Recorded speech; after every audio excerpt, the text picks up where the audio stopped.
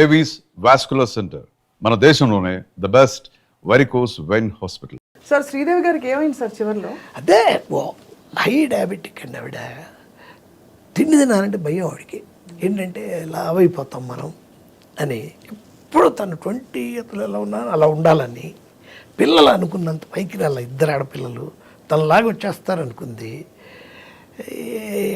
ఖర్చు రోజుకి దాదాపు వాళ్ళ అమ్మ కూతుళ్ళకి అంటే బోని కపూర్ 80% ₹1,00,000 రోజు ఖర్చు పెట్టాలి. ఖర్చు ఉంది డబ్బా ఆవిడకి. ఏంటి ఖర్చు. దాంతో ఏం చేయాలో తెలియని ఫ్రస్ట్రేషన్. భయంకరంగా పనిచేసిన ఆవిడ 3 shifts 4 shifts హిందీలోను తెలుగులోను కొట్టే తమిళ్లోను. పని తగ్గిపోయింది. అందంగా అలాగే ఉండాలి. అందుకని డ్రింక్ రోజు వాళ్ళకి కంపల్సరీ మార్నింగ్ తాగుతుంది ఆవిడ, ఈవినింగ్ తాగుతుంది ఆవిడ. దాంతో ముందు రోజు లేట్ నైట్ అయిపోయింది. ఆ రోజు ఆయన లేరు, ఎవ్వరు అటు అమ్మాయి లేదు, ఈ బోని కపూర్ గారు లేరు. ఏం చేసిందంటే సరే మళ్ళీ మొదలెట్టి 11 తాగడం మొదలెట్టి. దాంట్లో ఆవిడకి యాక్చువల్గా ఆ టైంకి ఫోన్ చేసి ఈయన మన బోని కపూర్ గారు చెప్తుంటారు, నువ్వు ఇంజక్షన్ తీసుకో, ఇన్సులిన్ ఈ టైంకి ఇది వేసుకో అది వేసుకొని ఎప్పుడు ఆయనే చూసుకునేవాడు. ఆయన ఫోను ఛార్జ్ అయిపోయి అలా పడి ఉంది. డ్రింక్ చేస్తా ఆలోచిస్తా, టీవీ పెట్టి అది మార్చి ఆలోచిస్తూ ఉంది. షుగర్ డౌన్ అయిపోయింది. షుగరు మొత్తం షుగర్ లెవెల్స్ పడిపోయింది. అయినా ఇంకో పెగ్ కూడా వేసేసి స్నానం చేసి దాని కిందకి వెళ్ళి తిందాంలే అని ప్లాన్ చేసుకుంది. ఈలో బోని కపూర్ వచ్చాడు. సర్ప్రైజ్ విజిట్, నేను కావాలని వచ్చాను అది అంటే కాసేపు ఇంకా తాగింది. వెళ్ళింది బాత్రూంలోకి. అక్కడ కోమాలోకి వెళ్ళిపోయింది. సావిత్రికి అలాగే తాగి 14 నెలలు పట్టింది ఆవిడికి చనిపోవడానికి. ఈవిడికి 14 నిమిషాలు పట్టింది. Same rich Savitri, Sridevi. పోరు శ్రీదేవి, సావిత్రి గారు డ్రింకే బాబోయ్ సార్. ఎంతో అసలు తెలిసి ఇంత చూసి కూడా ఇప్పటికేమన్నా మారిందో లేదో తెలియదు. గొప్ప జీవితాలని చెప్తే సార్ మురళీమోహన్ గారు డిసిప్లిన్డ్, ఆయన ఇన్వెస్ట్ చేసి వాళ్ళందరూ అసలు ఆర్టిస్టులే కాదు కదా సార్. మురళీమోహన్ గారు మనము మురళీమోహన్ చేశాడు ఏమని చెప్పగలవా? మురళీమోహన్ చంద్రబాబు కలిసి ఇన్ని వేల ఎకరాలు దొబ్బేసి ఇది చేశారని అయితే చెప్పంటే వింటారు ఎవరన్నా. మురళీమోహన్ పర్ఫార్మెన్స్ ఉంటుందండి ఆ సినిమాలో అని అన్న ఒక్కడే. చంద్రమోహన్ని చెప్పచ్చు. చంద్రమోహన్ మరి ఎంత సంపాదించాడు బ్రహ్మాండంగా, ఎంత బాగున్నాడు. బాగున్న వాళ్ళు ఉన్నారు ఇక్కడ. జంజాల్ గారు ఉన్నారు, తాగి 57 అదే. శోభన్ బాబు గారు కూడా వెరీ డిసిప్లిన్. ఇక ఆయనకి 73 ఏట ఆయన రాసి పెట్టింది, అలా పోయారు. కానీ చాలా ఆయన జీవితం ఎప్పుడు అలా గుప్తంగా అలా ఉండేది. గుప్తం అంటే మీకు విషయం చెప్తాను. నాతో బాగా క్లోజ్గా ఉండేవాళ్ళు. మేము సోగ్గాడి కాపురం అని ఏవేవో సినిమాలు ఆయనకి రాశాను 3-4. ఆయన ఇంటికి వెళ్తుండేవాళ్ళం. కైకాల నాగేశ్వరరావు గారు అని కైకాల సత్యనారాయణ ఆర్టిస్ట్ వాళ్ళ బ్రదరు, నేను అప్పుడప్పుడు నెలకోసారి ఆయన రమ్మంటారు. ఇంటికి వెళ్తే భోజనం పెడతారు, కబుర్లు సినిమాల గురించి సరదాగా. ఆయన ఏమి ఎవ్వరితో కలవరుగా. ఆయన ఎంత ఇది అంటే మేము రిటర్న్లో మా కారు ఎక్కడికో బయటికి వెళ్ళింది, మేము వచ్చింది నాగేశ్వరరావు గారిది. ఆయన మా కారులో దిగిపోండి అని చెప్పి వాళ్ళ రాజా అని ఉండాడు మేనల్లుడు ఇచ్చాడు. డ్రైవర్ ఉన్నాడు, మేము వెనక్కి కూర్చున్నాం. నా పక్కన కవర్ ఉంది, కవరు ఇచ్చాను రాజాకి. రాజా గారు ఇక్కడ ఏదో కవర్ ఉంది అని ఓపెన్ చేసి మాకు చూపించాడు. 5 కోట్లు తీసుకున్న ఇది దాని రిసీట్. అది తెలుసా అండి, రామకృష్ణ ఫౌండేషన్కి నిన్ననే పంపించారు మావయ్య, నన్ను ఆయనకి ఇచ్చేయాలి ఇది రిసీట్, భలే గుర్తు చేశారు లేకపోతే తిడతాడు. 5 కోట్లు రామకృష్ణ మిషన్కి ఎవ్రీ ఇయర్ వెళ్తుంది. అబ్బా. ఫ్యాన్స్ ఎలాంటి ఫ్యాన్స్ అంటే ఆ రోజున ఆయన చనిపోయిన రోజున మీరు చూస్తే మెడ్రాస్లో వైజాగ్, విజయవాడ, తెనాలి, గుంటూరు, చీరాల, ఒంగోలు నుంచి వేల మంది వర్షంలో. అసలు అంతకుముందు 13 ఏళ్ళైంది యాక్ట్ చేసి. వర్షంలో మీరు ఇప్పటికీ చూడొచ్చు, అంత జనం ఏమీ లేదు, విపరీతం. ఏంటంటే కారణం ఆయన ఫ్యాన్స్ని వెల్ సెటిల్డ్ చేసేవాడు. తన ఫ్యాన్ స్ట్రాంగ్గా అనుకుంటే ఏం చదివావు, ఏం చేస్తున్నావు, నీకేంటి ఇన్కమ్, రేపు ఎలాగ నువ్వు ఒక అంటే సార్ నాకు ఫ్యాన్సీ స్టోర్స్ పెట్టుకుందాం అనుకుంటున్నాను సార్. సరే ఇదిగో ఈ ₹1,00,000 తీసుకో అంటే పెట్టుకో. ఆయనకు అంత సంపాదన ఉండిందా సార్ ఎవరికి? సోమబాబు గారికి? అమ్మ బాబోయ్, అంటే ఆయన టాప్ హీరో అయినప్పటికీ ఆయన బాగా ల్యాండ్స్ మీద పెట్టాడు. అందులో ఎక్కువ ఇంకోటి ఏంటంటే ఒక విషయం ఉంది ఆయన లైఫ్లో. ఆ 71 నుంచి 76, 77 దాకా జయలలిత గారితో ఆయనకు మంచి ఇది ఉండింది, ర్యాపోర్ట్ అవును ఉండింది. జగమరిగిన సత్యమే. ఆ ర్యాపోర్ట్లో ఈయన బాగున్నాడు హ్యాపీగా, ఆవిడ బ్రహ్మాండంగా, ఆవిడే బాగుంది.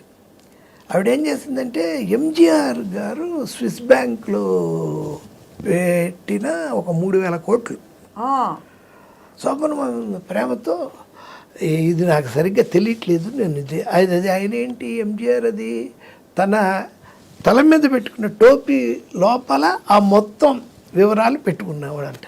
అందుకే ఆ హ్యాట్ ఎప్పుడు అలా పెట్టుకునేవాడంట. నిజమా సార్? నిజం.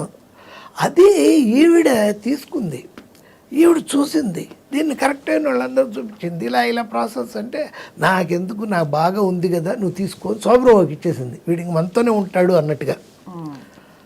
దాన్ని ఆయన మంచి స్థలాలు గిలాలు కొని జయలలితకి సగం తనకు సగం చేశాడు, మిస్యూజ్ చేయకుండా.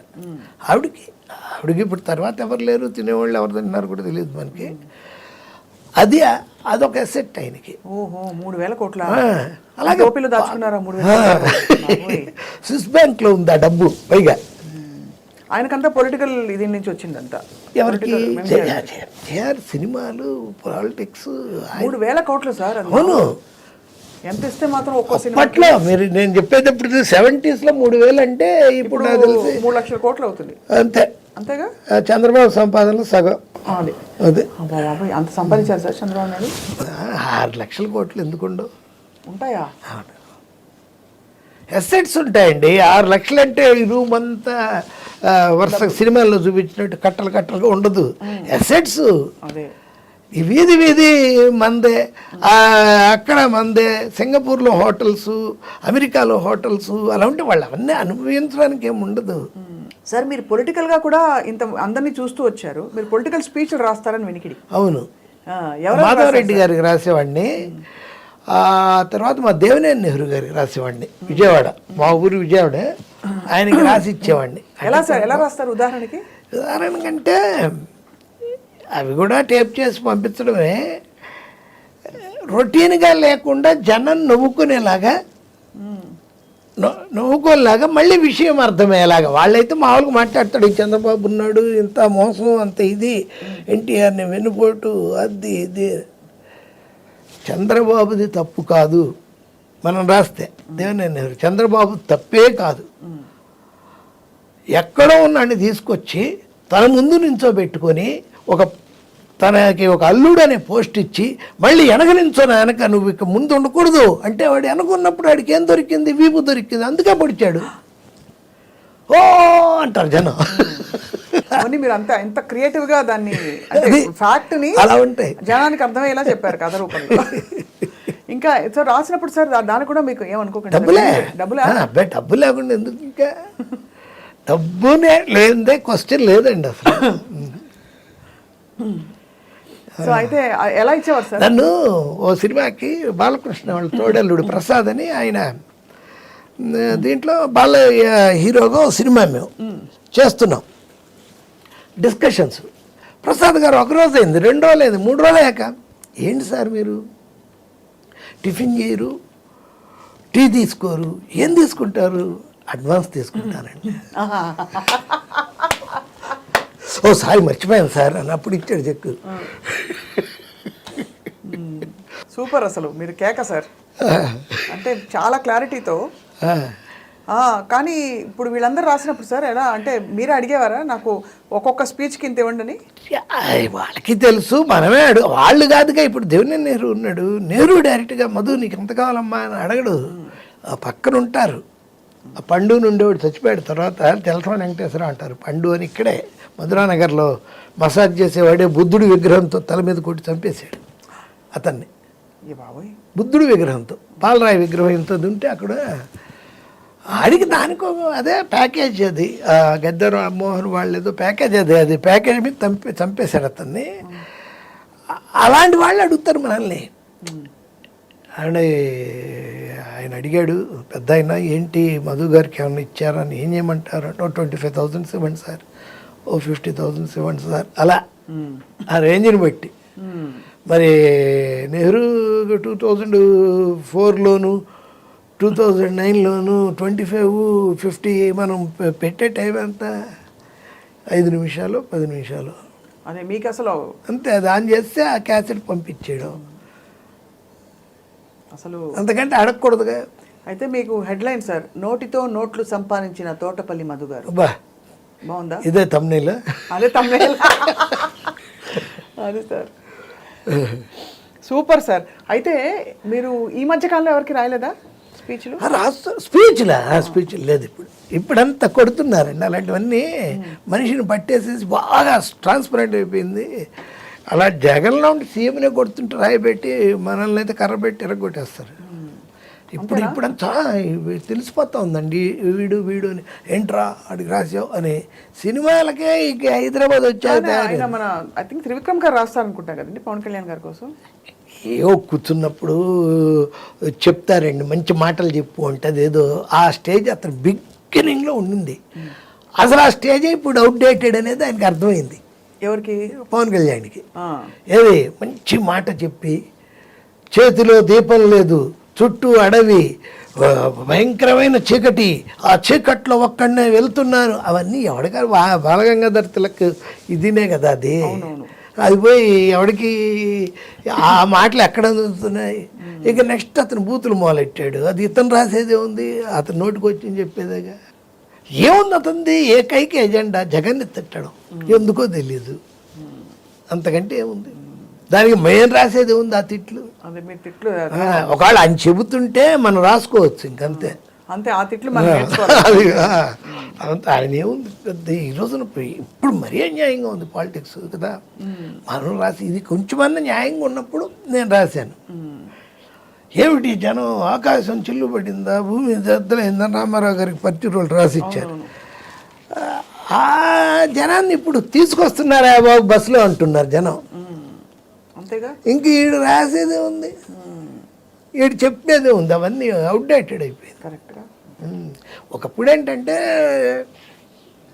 బాగా టాటాలు బిర్లాలు నేషనల్ వైడ్గా, స్టేట్లో కూడా శ్రీశ్రాజులు వాళ్ళు వీళ్ళు రామోజీరావులు తర్వాత వాళ్ళు డబ్బులు పెడితే వీళ్ళు నాయకులుగా నిలబడి, కొంచెం విషయం ఉన్నోళ్ళు నిలబడి గెలిచేవాళ్ళు. బ్రహ్మాండం ఇచ్చారు వాళ్ళు. వీళ్ళు ఏదో ఆ రోడ్డు కాంట్రాక్ట్లు అవి ఇవి